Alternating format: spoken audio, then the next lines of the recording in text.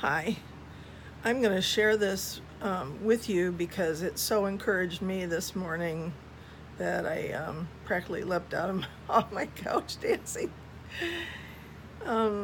because her words also come with such an anointing as well. So Veronika West had this word this morning. Choose to live life on the radical side and watch as signs, wonders, and miracles begin to manifest mightily in the midst of you.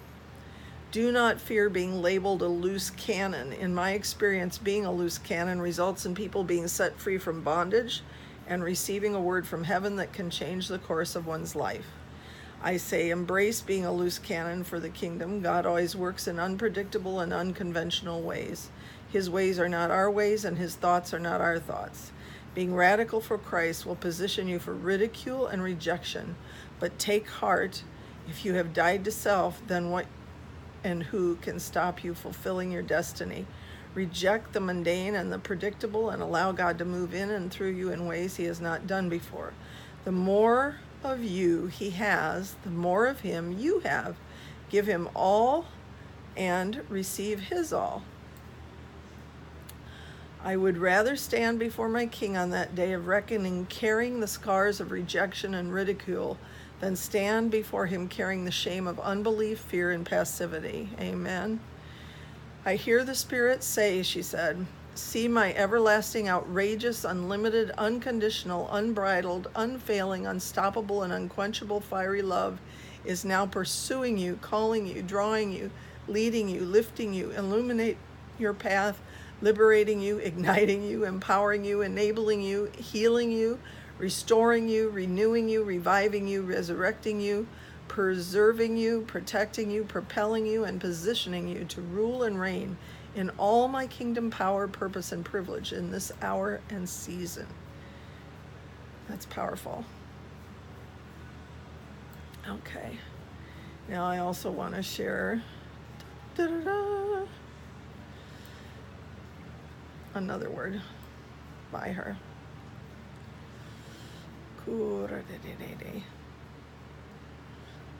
Okay. But I'll share this little short bit. The Lord said, if you will just take time to rest in me, I will heal your heart and all the issues of your life. I long to hold you in my arms of love, but if you run away from intimacy with me, where will you go? Wherever you run, am I not there? Come away and just be with me. If you are married, come together and lay down and worship at my feet and see if I will not pour out in you all you need to get through your days. You make important dates on your schedules for other things and other people. Why not make a date with me, the lover of your soul? I thought that's cool, right? Okay. Now, I'm scrolling.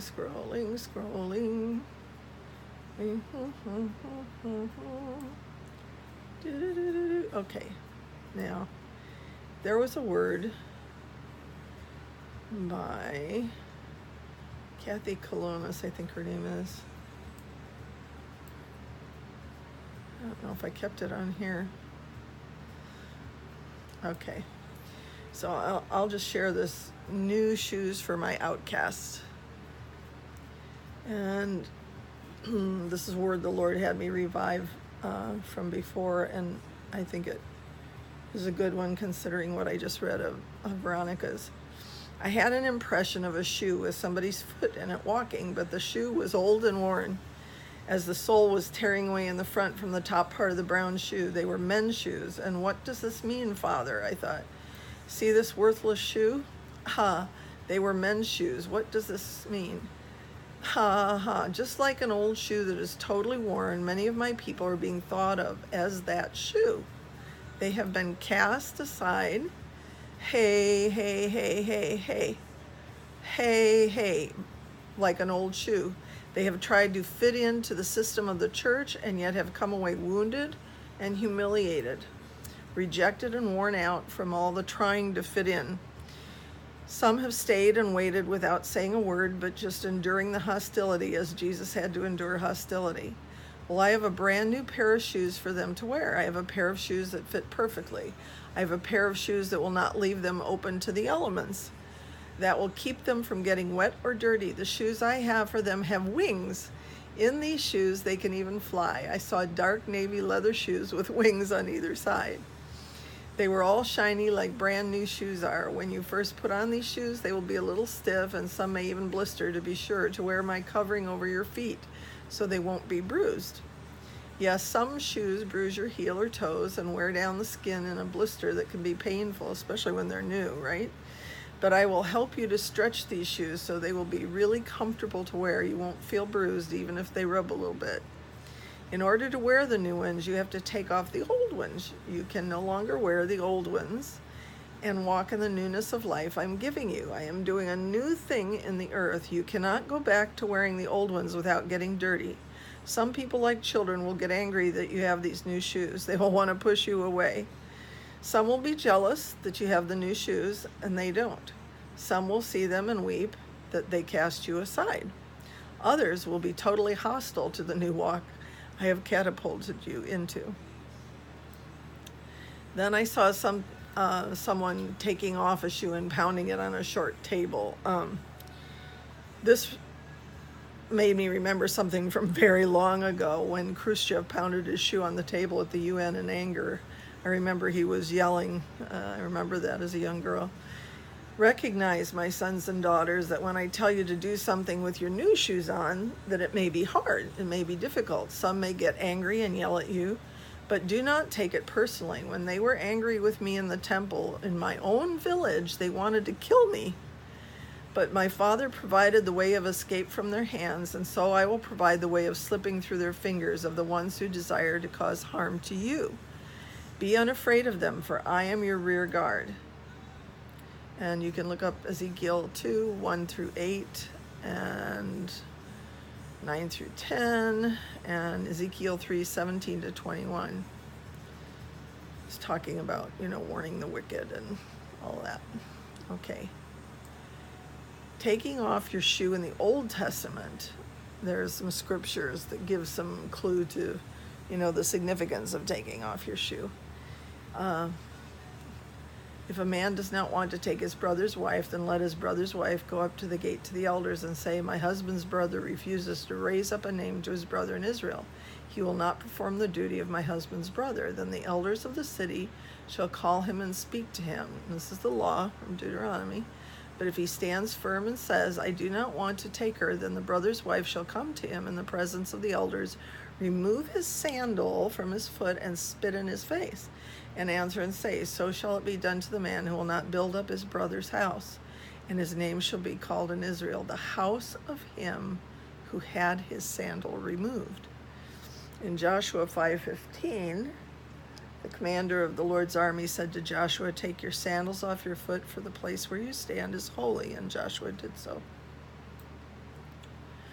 And then it's in Ruth 4, 7 to 10. Isaiah 9:5 says, for every warrior's sandal from the noisy battle and garments rolled in blood will be used for burning and fuel of fire. Luke 3:16. That's where John the Baptist says, I'm not worthy, to remove the sandals off his feet, speaking of Jesus. John 1:27, it is he who coming after me is preferred before me, whose sandal strap I'm not worthy to loose. Okay, so that's all I'm going to say on that one. Okay, now back to this. I've got a little more time. I don't know if I have enough time for this other one. No, that one's kind of long. So this one by Charlie Shamp was really good. I think I have time for that because it's not real long. Okay, he said he saw a tsunami hit the United States, and this may encourage you. I was, even though the title sounds weird, I was recently in prayer and was taken in the spirit. I looked and saw these deep-seated old roots of corruption, the foundation of the White House. Now we know that's Freemasonry, okay? In the vision, the White House appeared to be shaped like a very old tree with its branches withering. Suddenly, the hand of the Lord came and pulled it up from the ground. Another White House was put in its place, that's roots revealed righteousness and peace. The hand of the Lord Whoa, planted it into rich soil and it began to flourish. Its branches contained beautiful fruit, and as I looked at this tree, it seemed to be an olive tree. I was again lifted up and taken to the House of Representatives, the Senate, and the Supreme Court, where I saw them uprooted as well and replaced with new trees whose foundations were righteousness and peace. They too began to flourish and bear fruit and appeared to be olive trees as well, with multicolored fruit. I heard the Lord speak, I have extended an olive branch of peace to the United States of America and will extend Donald Trump's presidency into a second term by the power of my right hand. What I have done in the White House will happen with every branch of government in the United States, for I will pull out corruption and plant trees of righteousness that will bear much fruit. Well, that gives me really a lot of hope for California. Even now the axe is laid to the root of these corrupt trees. Every tree which does not bear good fruit will be cut down, pulled out, and thrown into the fire. There will come forth new terms filled with peace. Branches will grow out of righteous roots. The Spirit of the Lord will rest upon America again, the Spirit of wisdom and understanding, the Spirit of counsel and might, the Spirit of knowledge and the fear of the Lord will return once again across the land. I again looked and saw a massive red tsunami wave coming to America. Suddenly it crashed against the shores and covered the nation. I thought, no, does this mean a disaster will come? I heard the Lord say, I will come to America with another wave of revival. This will be the third wave, and it will crash against the shores so intensely that the nation will awaken to righteousness again. I will cover this nation with my blood. Cities will experience the salvation of my hand. I will empower my church to preach the message of the cross, and multitudes will run to altars and on street corners and stadiums as I cover the nation with the blood of my Son from sea to shining sea. The Lord spoke to me again. As a sure sign of these things coming to pass, there will be a wave of conservatives elected during the midterm election in 2018. It will be breaking news. They will carry the House and the Senate, and I will uproot, replant, and rebuild the nation. I will be the three branches of government together for a person. I will tie them together. For a person standing alone can be attacked and defeated, but two can stand back to back and conquer. Three are even better, for a triple braided cord is not easily broken. I will no longer allow your president to stand on his own. Even now I have called others to come alongside and help build the nation back from the dead, and they will take their seats in the coming days. I saw the House of Representatives stay in the hands of the Republicans and will move much more to a conservative position. I could see into the Senate and saw the Republicans gain 9 seats. Those that took their place were considerably more conservative than those had previously been there. I heard the Lord say, yes, 9 will be a sign that righteousness has been birthed in the nation and in the earth. I saw 3 more constitutional conservatives who were appointed by the Supreme Court by President before 2020.